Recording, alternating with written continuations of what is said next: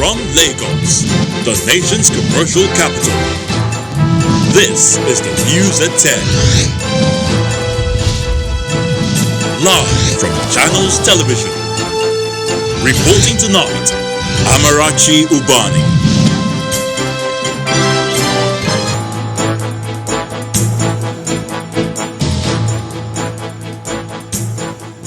Tonight, protesters demanding lasting police reforms continue their rallies across the country, with incidents of attacks recorded in some parts of the country. FCC Security Committee bans all forms of demonstrations in Abuja with effect from tomorrow as the protesters promise to be back on the streets.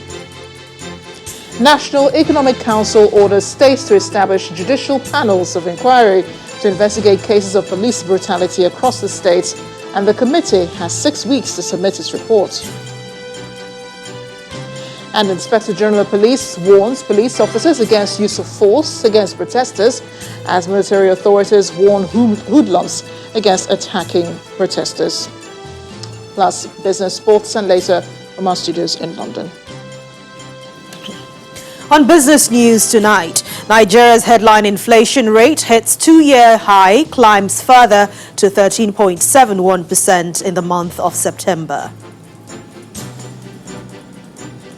And on sports news tonight, the Presidential Task Force on COVID-19 announces that contact sports can resume from Monday, October the 19th.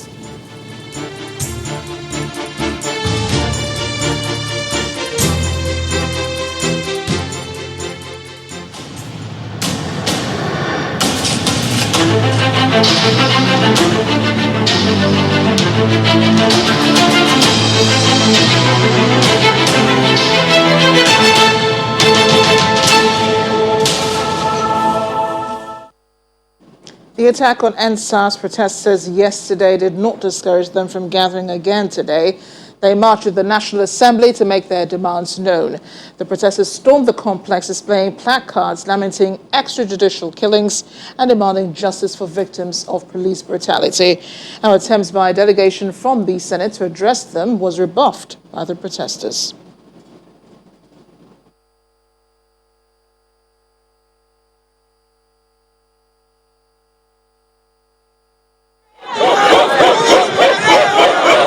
Amidst singing and dancing, the EndSARS protesters peacefully occupied the entrance to the National Assembly, restating their demand for the government to end police brutality.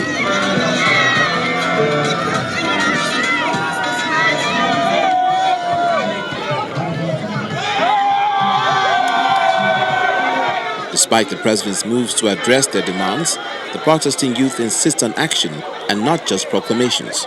People are asking for very simple demands. Government has a variety of quick wins that are available to it. One of those quick wins, for instance, is do an audit of SARS detention facilities across the country. We're still on the streets because our country is yet to understand why we're here. It might have started as an end SARS, end brutality, but that's just a kickoff. Nigerians are tired. In fact, our tired is tired. We're tired that the people that we put into power, the people that we went out under rain and sunshine to vote and hand over the baton to say, please represent us. We all can't speak at the same time. Please go there and speak for us. They don't care anymore about us.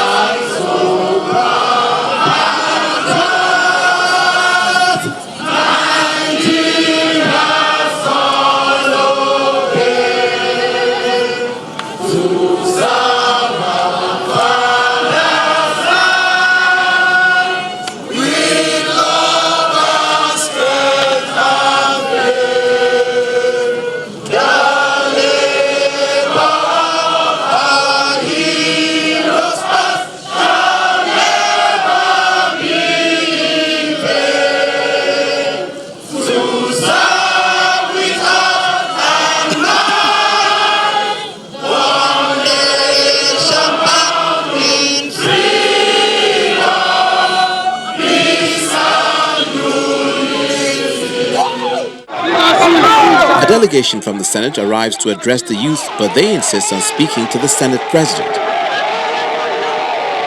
How do you address a rabble. You can only address an organized protest that has people who can listen. Some of us had organized protests in the past, and we also know that at the end of any form of hostility, not only protest, there must be some form of representation, there should be some form of discussion and dialogue. But how do you begin to talk of addressing vehicles that were damaged when nobody was ready, willing to even talk about the grievance that they had? From the National Assembly gate, the protesters moved to the popular Shehu Shagari Way, blocking all forms of vehicular movement.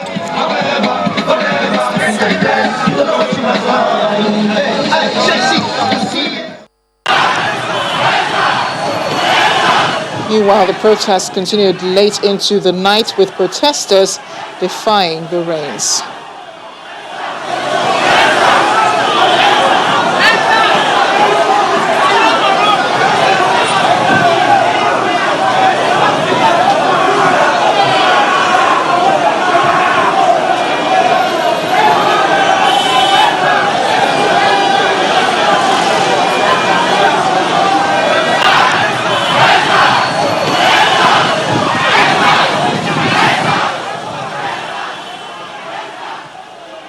Meanwhile, the Federal Capital Territory Security Committee has directed that all street demonstrations, protests and processions not be allowed anywhere within the metropolis henceforth. The committee explains in a statement that after a meeting to review the security situation in the nation's capital, that the decision became necessary due to dangers posed by COVID-19. The committee notes that it is satisfied with the directive by the Inspector General of Police to disband the Special Anti-Robbery Squad, as well as other reforms aimed at enhancing the effectiveness of the Nigerian police. It adds, however, that despite the pronouncement by the police chief scrapping the FSARS, the #EndSARS protests continued in parts of the city, causing inconvenience to law-abiding citizens. Here in Lagos, armed thugs disrupted the gathering of EndSARS protesters in Alausa area, forcing them to move away from the scene, with some of them sustaining injuries. But that did not stop them from going ahead with the protests, as they later blocked the Lagos-Ibadan Expressway, causing gridlock. Another group also blocked the Lekki tollgate area, preventing workers from getting to their offices.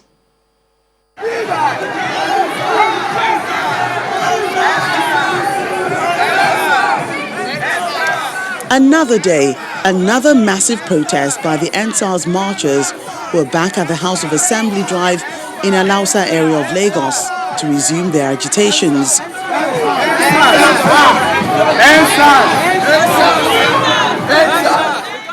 More young people joined the movement, strengthening the gathering as they sing solidarity songs, indicating that they're not backing down anytime soon. Solidarity forever! Solidarity forever! Solidarity forever! We shall always fight for.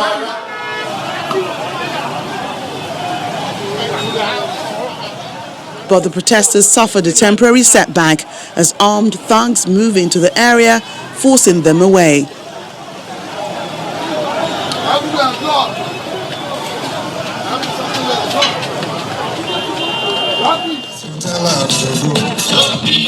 Undeterred, they later reconvened to continue with the business they came here for.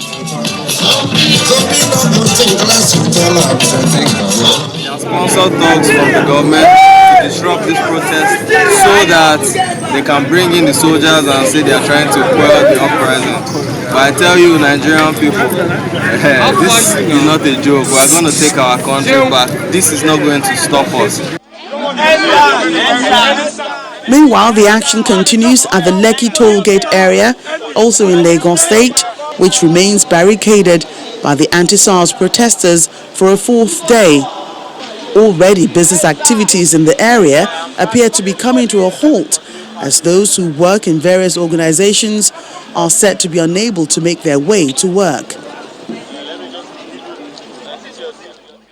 One of the celebrities that joined the Lekki protesters' music sensation and a member of the former Peace Square, Peter Okoye, he told our correspondent why he joined the protest. We have not seen anything close to what we are seeing here today And by the minute, by the second, celebrities are joining in this march, and the voices are becoming stronger and more vibrant. Let me give an example of what I mean. I have Mr. P here. You have decided to join this NSAS. Why? And why are you doing this? Because I'm a proud Nigerian. And I'm not going to lie to you, we're not happy. I'm blessed, so I shouldn't be here in the first place. You know, I shouldn't be here in the first place. But I'm here for the people. Trust me. I might live in a good house. I might have a nice cars, but these people, do you have nice cars? No. They don't. They don't live in a good house. They don't even live in a good environment. For me, I will say it. The government messed with the wrong generation. So let me ask you, what do you want? What do you want? What's the prayer here right now? Because for fine. Yeah, but the government is already responding to that. How many times have they responded? We need actions. We need action. We're going to be here until we start seeing action. We're going to be here. The truth is, listen, government, the police, we're not fighting you guys. Please, allow us to express our rights and freedom. It's as simple as that. Trust me, this is somehow, I feel and we know. They know they've wronged us. We've made our demands and want it to be achieved. We send our message and one day we want results. They've always, one way or the other, said they've cancelled SARS and all that. We don't see it. So this time we're going to be here until we start seeing actions. All right, thank you very much. You can hear that. This is live and direct from the Lekki Toll Plaza. These guys are not shifting. There's enough to eat, there's enough to drink. We don't know where that is coming about, but the statement is very simple and straightforward. We want government to respond. I don't know what that response is, but government needs to be talking to these people in the language they need to understand. Our correspondent Olu Phillips there with his reports earlier the day. Olu is still in the Lekki area where he's been reported from all day. He's standing by now. Olu, we've been watching your reports all day today, and those protests going on, are they still as strong as they were earlier today?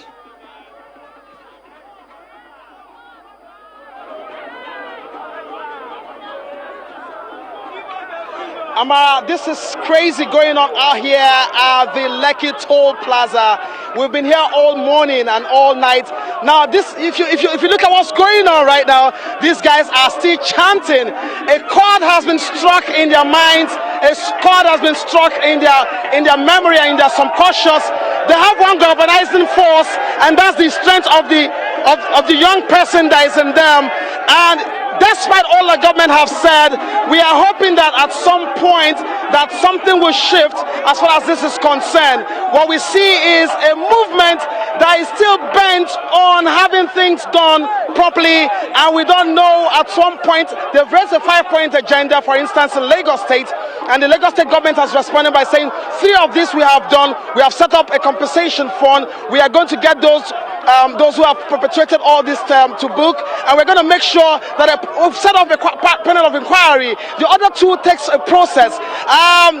Whatever it's worth, what these guys are doing is a level of volunteer to the point you ask yourself, when will anybody be able to stop this movement? For instance, tomorrow they will be having a Jumat service here, and that's the announcement we hear tonight, that tomorrow 1 p.m. there will be a Jumat service held here at the grounds of the Lekki Toll Plaza. And we also understand that if all things go according to plan, these guys are still going to be here till Sunday, and there will be a Sunday service held here, and there will be a premiership match watched here live at the Toll Plaza. Whatever this is what, we hope that we can get back to proper and normal lives after now, where everybody will be happy on both sides of the divide. Well, that would be quite difficult to achieve, Olu, but it looks like those protesters are going to be there all night. You stay safe, okay? And we'll get back to you as soon as we can. And in part 2, after the break, we will have more on the NSAS protests, including the Kwara State Governor, Abdurrahman Abrazak, who joined the protesters in his state. Join us again.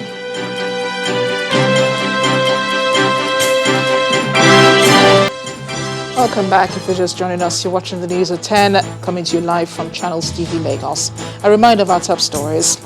Protesters demanding lasting police reforms continue their rallies across the country, with incidents of attacks recorded in some parts. FCT Security Committee bans all forms of demonstrations in Abuja with effect from tomorrow as the protesters promise to be back on the streets. National Economic Council orders states to establish judicial panels of inquiry to investigate cases of police brutality across states, and the committee has 6 weeks to submit its report. And Inspector General of Police warns police officers against use of force against protesters as military authorities warn hoodlums against attacking the protesters. The National Economic Council has directed the immediate establishment of state-based judicial panels of inquiry across the country to receive and investigate complaints of police brutality and extrajudicial killings with a view to delivering justice for all victims of the dissolved SARS and other police units.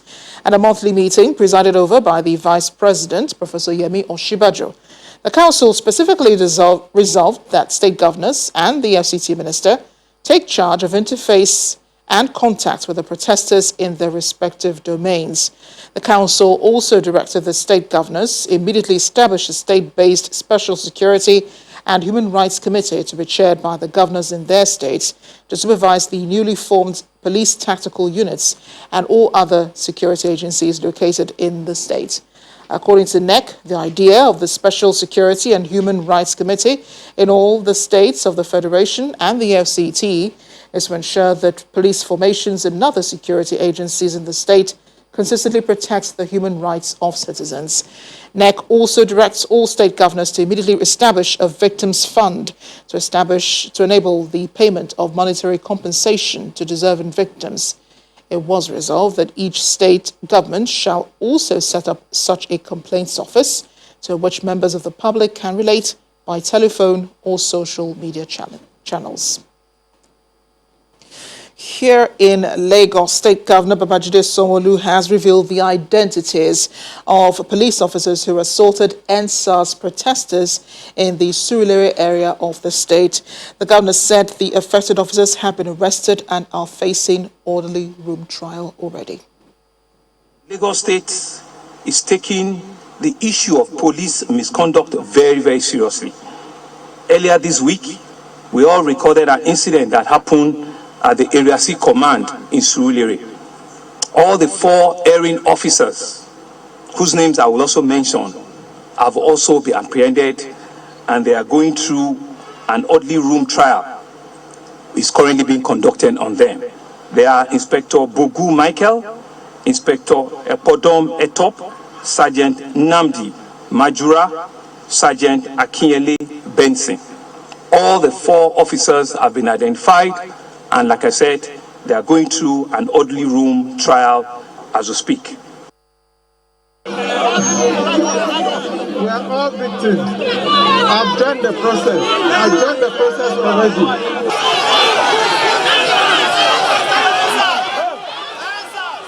We're in Kwara State now, where Governor Abdurrahman Abdulrazak joined the youths in the state for the EndSARS protests.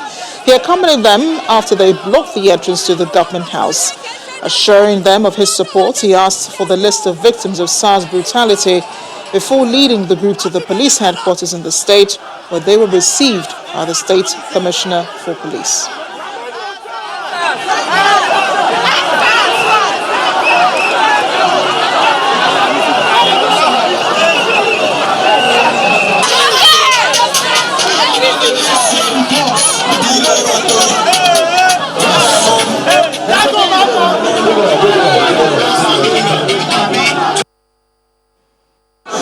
I want to give you one assurance that the police in Kwara State is with the youth.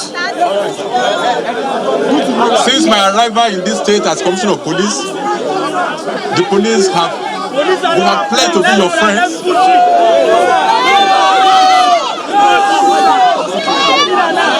And we are committed to that. We want to listen to your complaints.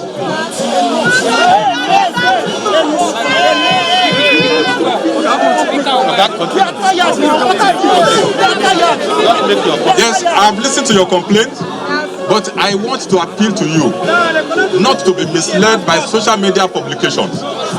Since my assumption of duty in this state as Commissioner of Police, we have not recorded any case of police killing in this state. Hallelujah!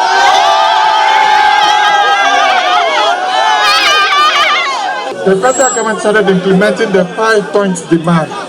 So, 5-point demand will come in place. Reform will come to the police. The president takes his time, but is meticulous.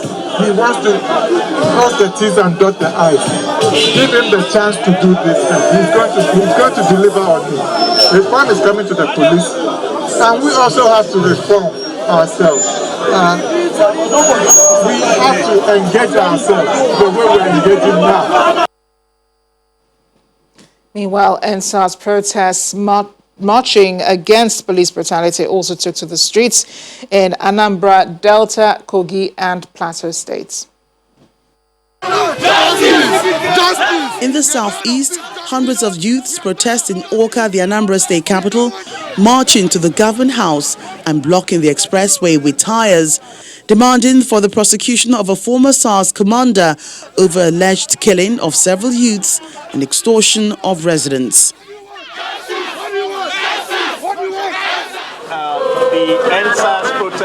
At the government house, Governor Willie Obiano addresses the protesters, saying the SARS commander in question will be removed. Your first request is immediate prosecution and removal of James Wafo, former COC SARS. That will be done. Immediate release of all protesters, those under unlawful detention in SARS, anti-cult, SPACs, and police officers. That will be done.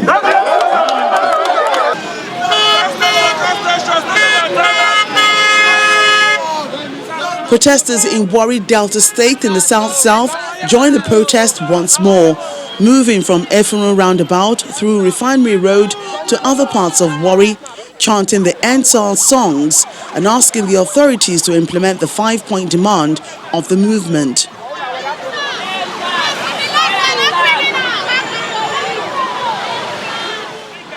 For a reform generally, release all the protesters that have been arrested, bring the culprits to book. Everyone that killed somebody should be brought to book. Meanwhile, in Kogi State, north-central Nigeria, a peaceful anti-SARS protest is taken to the state capital in Lokoja, where protesters appeal to Governor Yahaya Bello to stop police brutality. They say that in spite of the disbandment of SARS, some operatives are still operating on major highways and local government areas within the state. Went into operation yesterday and still harassed some of the youth in Nayimba. And in Lokoja today, this morning, the same thing repeated itself. And we can't stand and be looking because police brutality. A voice of a comrade in the process of oppression is an oppressive voice. The governor, who was presiding over the state executive council meeting, left to attend to them, cautioning the youth against losing a battle they have already won. When you want to take leadership, you behave yourself in such a manner that you can be trusted to be given that leadership position. If you don't, nobody will ever take you seriously. Youths in Plateau State also continue their protest against police brutality as they block the old airport roundabout, a major highway linking the state to the northeast from Abuja and the southern parts of the country. The protesters say they are resolved to stay on the streets across the country until police brutality is stopped and victims of extrajudicial killings get justice. Socio-Economic Rights and Accountability Project Serap has filed a lawsuit at the Federal High Court, Lagos, against President Muhammadu Buhari and the Inspector General of Police, Muhammad Adamu, over ongoing intimidation, harassment and attacks on peaceful protesters campaigning against police brutality and corruption across the country. Joined as respondents in the suit are the Attorney General of the Federation and Minister of Justice, Abubakar Malami, and Commissioner of Police, Lagos State, Hakeem Odumosu. The suit reads in part, "The fundamental human right to protest enables individuals to express themselves collectively and to participate in shaping their societies. The right of peaceful assembly is important in its own right as it protects the ability of people to exercise individual autonomy in solidarity with others." No date has been fixed for hearing of the suit. Meanwhile, the Inspector General of Police, Muhammad Adamu, has today warned all police officers across the country against the use of force on peaceful protesters. The IGP notes that citizens have fundamental rights of freedom of expression, assembly and movement, which must always be upheld and protected by the police. In a statement by the Force Public Relations Officer, Mr. Frank Mba, the IGP also appeals to protesters to continually conduct themselves peacefully and guide their ranks against infiltration by criminal elements. He stresses that the force leadership has clearly heard the voice of the people and is irrevocably committed to doing everything within its power to address the observed ills, punish any offending officers, and promote a peaceful, people-friendly police force.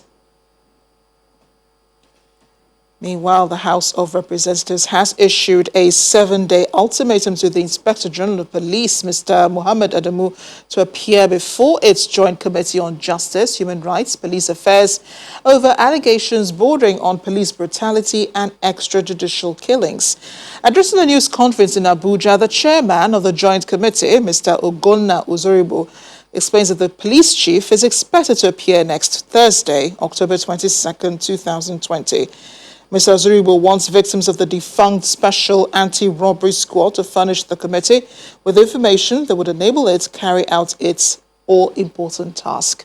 The committee plans to conduct public hearings in the 6 geopolitical zones of the country to hear the accounts of families of victims and those that are unlawfully detained by the operatives of the defunct police unit. We're still up north. Governors of the 19 northern states say they are against total disbandment of the Special Anti-Robbery Squad, SARS. The chairman of the Northern Governors Forum, Governor Simon Lalong, who spoke to State House correspondents after a closed-door meeting with the president, may have failed to see the good sides, said many failed to see the good sides of the now disbanded SARS. He explained that the police has been useful in tackling insecurity in the region, and what is needed is a total reform of the squad for it to function effectively. When we see issues like this, because most of the complaints were varied from one state to the other. In one aspect, when people said they don't want SARS, in some states they are saying they want SARS. They want SARS. With a reform SARS. They want a reform SARS because as far as they are concerned, some of these SARS help them a lot in addressing their insecurity. So, but if there are bad ones somewhere, holistically you bring them together, reform them, and then you work with them. So our opinion and our conclusion at that stage was that let us not just say that we are throwing the baby with the bathwater. If there are good ones, you don't chase them away. So as SARS is banned, we are now looking forward to an opinion because most of the states in the north said no. They want SARS because SARS helped them. A lot of SARS people helped them. Borno said if no SARS, he would not have been surviving today. Niger and almost all parts. So if we are addressing it like that, what was wrong? Why is it wrong? What is going wrong in some places? Is it the process of recruitment? Is it the character of the people? Is it the character of the people? So that you don't, because somebody has gone wrong, say that everybody is wrong in the country. When the News at 10 returns, Nigeria's headline inflation rate hits 2-year high, climbing further to 13.71% in September. That's all business news. Join us again. Welcome back, and we're staying with our lead story today, which is the End SARS protests across the country and beyond Nigeria and South Africa. Hundreds of Nigerian youth living in the country have also been marching to the Nigerian consulate in Johannesburg. More marches by other groups are in the offing, but today's protests are demanding, among other things, the release of many allegedly detained by SARS in the past 2 or 3 years. Our correspondent, South Africa Bureau Chief, I should say, Betty Dibia, has more.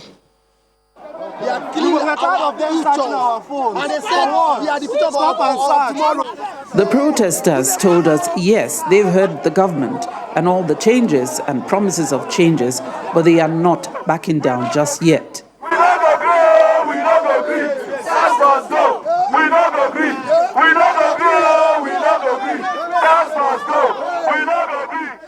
Earlier, they had overrun the security gates of the Nigerian Consulate General in Johannesburg, and the outgoing Consul General himself came to listen to what they had to say. I am here to serve you, even if it will kill me. So please, when you come for this type of thing, give me a time so that it will not be without you. I listened to them. I said, SARS has ended, and they say, what was SWAT? I said, SWAT is only in the name. It's whatever it is. They may not even know exactly what it means. But the truth is that we must be able to have a tactical unit that will deal with crime. Crime is a big problem in Nigeria, and we must be able to deal with such crimes. So whether it is SWAT or anything, a tactical unit will still be available to deal with crime. And as most of the 5-point demands that they have raised to government have all been acceded to, and the processes of engaging them in all these things are on.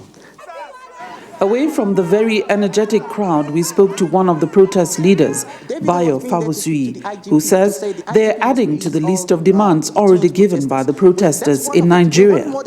All the people that have been arrested by SARS over the last 2-3 years, they're innocent people still there in the jail. They must go release all of them. Then the second thing we want is, when you say you're reforming SARS, don't just put the same criminals in another unit in the police force. You must bring all of them to the unit where they used to work, and you bring the youth out. We'll come and point to them. Those who have harassed us, those who have extorted people, they must point them, and they must all go to jail. When people are criminal, when they use state ammunitions to exploit people and to arrest them and kill them, you cannot say you want to protect their job because they have families. The protesters have promised to return on Monday, the 19th of October, should they not begin to see the changes they are demanding from government. Meanwhile, other groups have also planned marches with the same hashtags. From Johannesburg, South Africa, Betty Dibia, Channels Television News.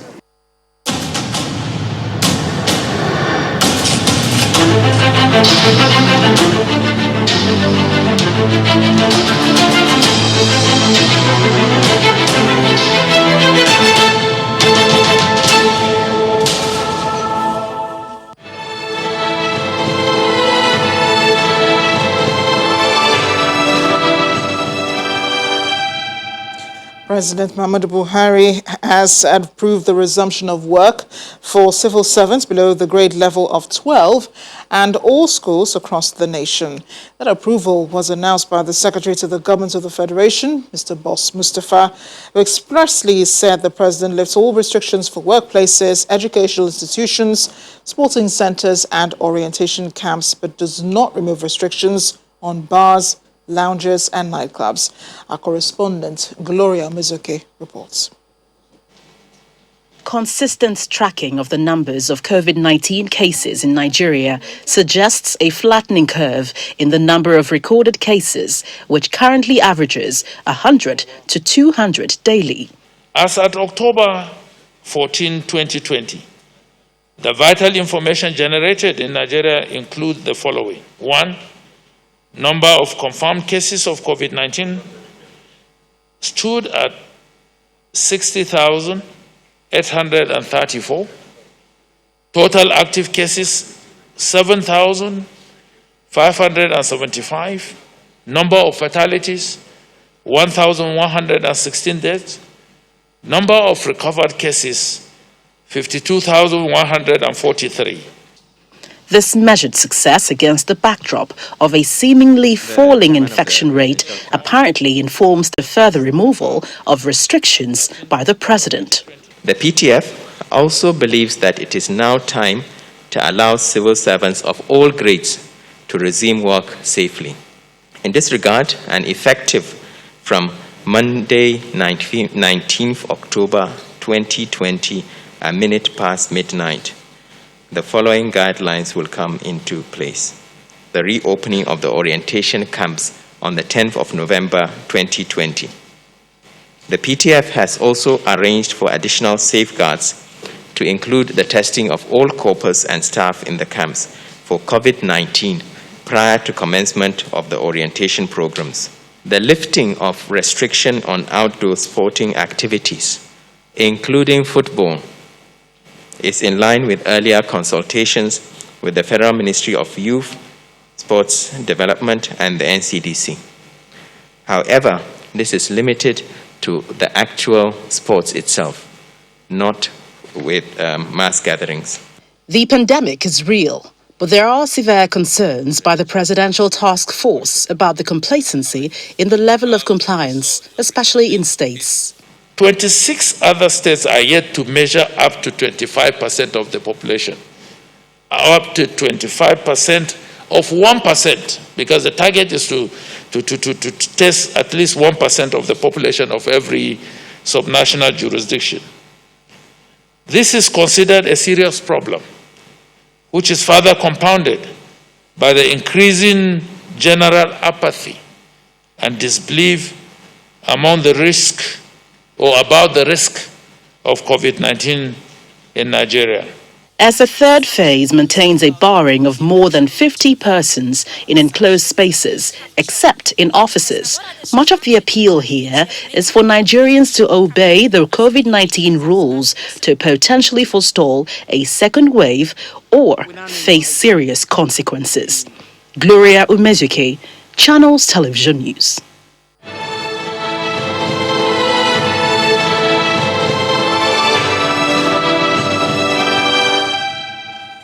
The dream of having a full flight simulator and a world-class aircraft maintenance center in Nigeria is becoming reality, with Caverton helicopter facilities nearing completion. The Minister of Aviation, who visited the facilities in Lagos, expressed his satisfaction at both projects, which are not only expected to create more employment, but add to revenue and growth of the aviation industry.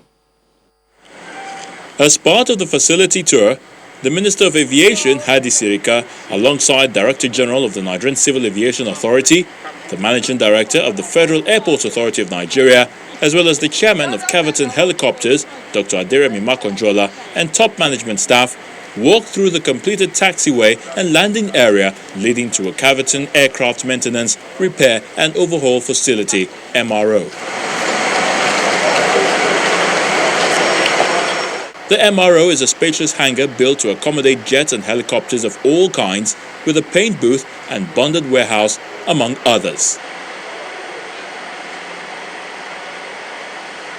The facility will provide comprehensive services covering a wide range of aircraft engine types as well as component maintenance services.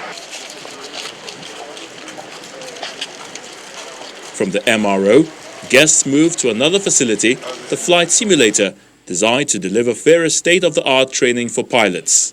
The minister is not only impressed by what he saw, he is upbeat about the benefits the facilities will bring to the aviation industry. For Chief Makonjola to venture into it is not only bridging a gap, he's creating a space. He's creating a space for Nigerians to participate in this. Besides creating employment, Caverton says it is focused on capacity building and capital flight. Caverton has an annual budget of just over $3 million spent flying pilots to various facilities in Dubai, in the US and Europe for training.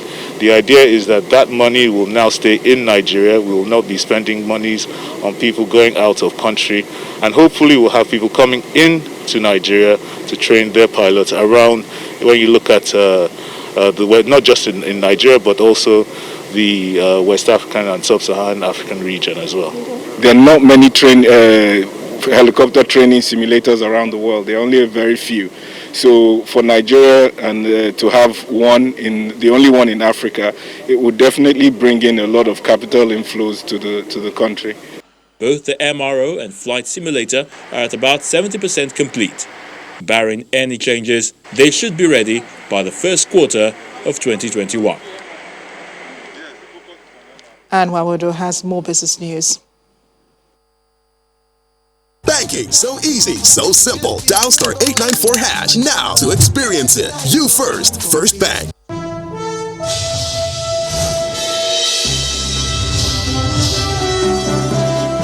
Thank you, Amarachi. Hello and welcome to Business News. Let's begin with Nigeria's headline inflation rate, which is going upward. It has gone upward in September, rising 13.71%, and that's its highest rate since March 2018. According to latest data released by the National Bureau of Statistics, food sub-index rose by 16.66% due to increases in prices of food items.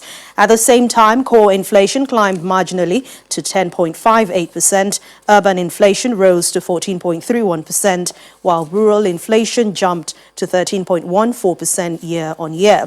Meanwhile, the NBS inflation climbed marginally to 10.58%, and that data shows that Bauchi, Zamfara, Kogi State recorded its highest inflation rate, while Lagos, Abuja, and Kwara recorded the lowest inflation rate within the month of September.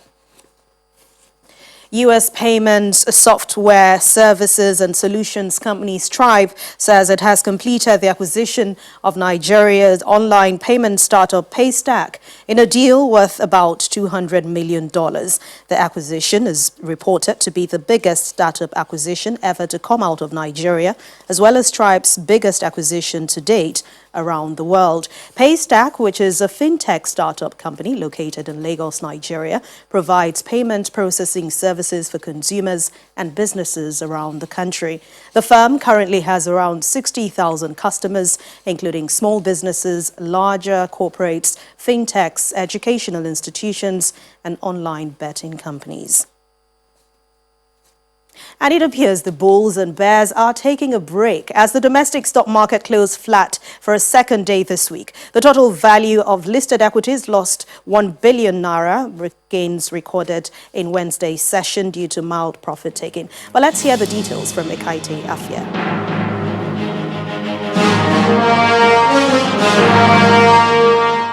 Hello and welcome to the Stock Market Reports. Nigeria's stock market ended today's trading session with no direction, as the NSE's benchmark index closed unchanged for a second consecutive day in the week.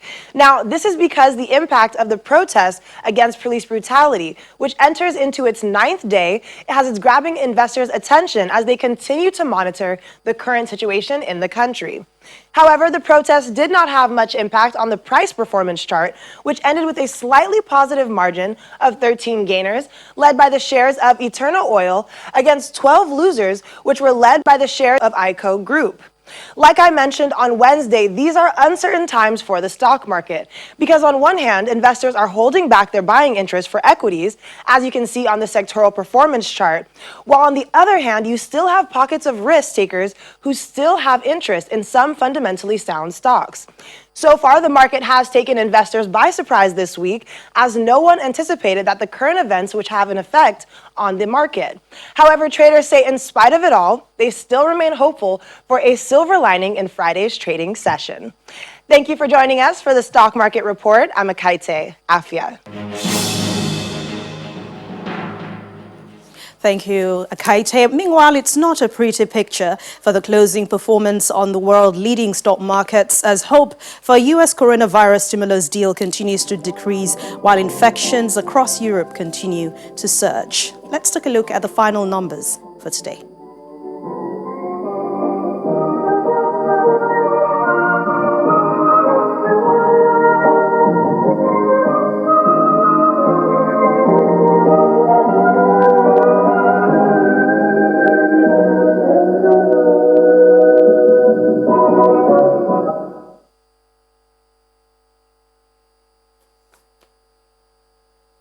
And that's Business News tonight. Thank you for watching. I'm Anne Nwawado. The rest of the news at 10 continues now with the Marachi.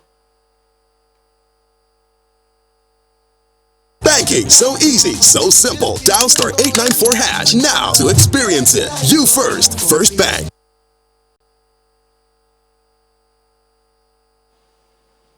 Thanks a lot, Anne. And very quickly, in politics, the Bauchi State Governor has declared tomorrow, October 16th, 2020, as work-free day for citizens in order to prepare for the local government elections coming up on Saturday, October 17th. This was revealed in a statement by the state governor, Bala Abdul Qadir Muhammad, who said the gestures allow citizens exercise their civic rights in the local government elections scheduled for Saturday, October 17th, 2020, in all the 20 local government areas of the state. To the foreign scene now, France today reported 30,621 new coronavirus infections, up from 22,591 the day before. It comes a day after President Emmanuel Macron announced new measures to combat soaring infection rates across the country and as Europe experiences a second wave of coronavirus. Here's Simon Pusey with more international news in Around the World in 5. Good evening and welcome to the Channel Studios here in London with your international news around the world in 5. Hundreds of prisoners are being freed in the biggest such exchange between warring sides of the Yemen conflicts since it began in 2015. More than 600 Houthi rebels and 400 pro-government prisoners are expected to be released over the next 2 days. The mass prisoner exchange was agreed during talks in Switzerland last month, which were supervised by the United Nations. The conflict in Yemen, which the UN has described as the world's largest humanitarian crisis, began in 2014 when the Houthis ousted the internationally recognized government from power, prompting the Western-backed coalition to intervene in March 2015. Russia has reported a daily record high of 286 coronavirus-related deaths, pushing the national death toll to over 23,000. It comes as Russia has announced its second COVID-19 vaccine. Unlike Western countries, Russia has given official approval to its vaccines without waiting for the results of large-scale trials in thousands of patients, which are normally required to prove that a drug is safe and effective. The decision has been criticized by scientists around the world. Meanwhile, COVID-19-related deaths have also increased in Germany. Chancellor Angela Merkel and the governors of 16 states have agreed to tighten mask-wearing rules, while also mandating bars to close early in areas where virus infection rates are high. US President Donald Trump's 14-year-old son Barron contracted coronavirus but has since tested negative. That's according to First Lady Melania Trump. Melania said her fear came true when Barron tested positive for the virus, but she said luckily he is a strong teenager and exhibited no symptoms. Both the President and the First Lady also tested positive for COVID-19, as well as other White House staff, but have since recovered. Meanwhile, evacuation orders have been issued due to a growing fire in Colorado as authorities warn the blaze could become the state's biggest wildfire on record. The Cameron Peak fire, which has been burning since August the 13th at Arapahoe and Roosevelt National Forests, has grown to over 158,000 acres as firefighters struggle to control the fire due to windy conditions. The blaze has damaged or destroyed 95 buildings, including 33 homes. That's according to local media. Thailand has issued an emergency decree banning protests as it clamps down on largely peaceful pro-democracy rallies that have also targeted the monarchy. In a televised announcement, the government said urgent measures were needed to maintain peace and order. It justified the orders partly on the grounds of some protesters disturbing a royal motorcade during a mass march in Bangkok on Wednesday. More than 20 people have been arrested, including 3 protest leaders. Kyrgyzstan's president, Surunbay Jeenbekov, has resigned after days of protests following a disputed election that plunged the country into turmoil. Kyrgyzstan has been in crisis since parliamentary elections on the 4th of October. Subsequent protests forced electoral officials to annul the results and also toppled the government. It makes Jeenbekov the 3rd president of the Central Asian state to be ousted by a popular uprising since 2005. As he left office, he called for peace, warning that Kyrgyzstan was close to conflict. Armenian Prime Minister Nikol Pashinyan has admitted that his forces have suffered significant casualties in the battle with Azerbaijan for disputed territory of Nagorno-Karabakh. Pashinyan has said Armenian forces are still in general control. Meanwhile, the leaders of Russia and Turkey have urged an end to the fighting. Nagorno-Karabakh is internationally recognized as part of Azerbaijan, but the enclave is controlled by ethnic Armenians. The latest fighting, which erupted on the 27th of September, has been the most intense in decades, with hundreds killed so far on both sides. Campaigning has begun in Ivory Coast ahead of a presidential election on the 31st of October. Opposition parties have called for civil disobedience to protest against an attempt by the incumbent Alassane Ouattara to seek a third term. They say the bill is illegal. There are 4 candidates in the election. Key opposition figures, including a former president and former prime minister, have been disqualified.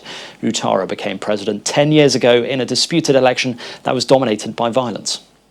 And finally, in the UK, the Queen has carried out her first public engagement outside of a royal residence in 7 months.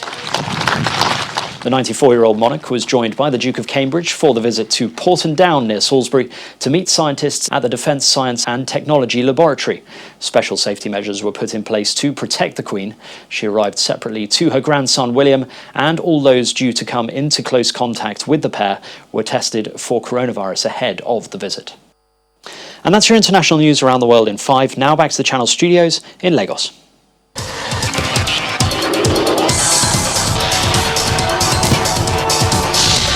Many thanks, Simon. The Presidential Task Force on COVID-19 has announced that contact sports can resume from Monday, October the 19th, following the review of its lockdown measures with the Ministry of Youth and Sports Development.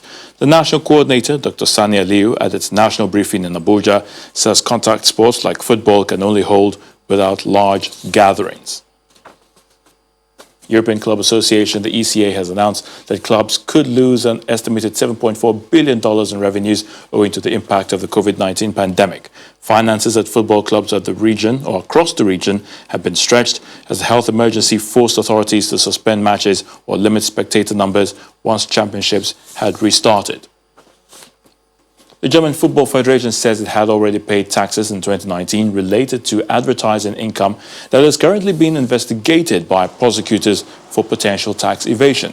Now, German prosecutors and tax authorities and some 200 officers had searched Football Federation offices and private homes of current and former officials last week on suspicion of serious tax evasion. And Paris Saint-Germain will be without injured Argentinian striker Mauro Icardi for their opening game or Champions League game against Manchester United. The French champions will also miss Marco Verratti, Marquinhos and Julian Draxler in their league game against Nimes tomorrow. All 3 are uncertain for the Man United game in Paris next Tuesday. And that sports news is back to you, Amarachi.